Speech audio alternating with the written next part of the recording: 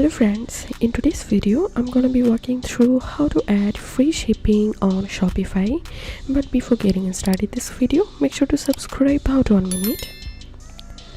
So open your Shopify admin panel and click on settings, and to the left hand side you will get the shipping and delivery option. So select this one, and here you will find this general shipping rates option. So you have to click on manage rates.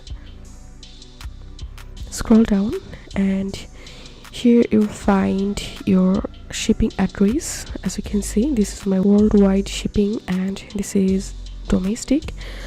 So I'm going to making this domestic shipping to free.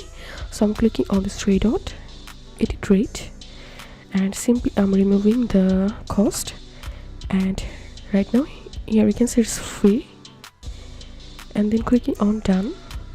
So this is now free, and the same way I'm going to changing the worldwide shipping cost.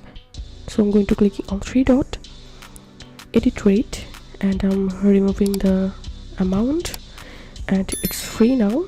Done. And then click on save. So this is how we can add free shipping on Shopify.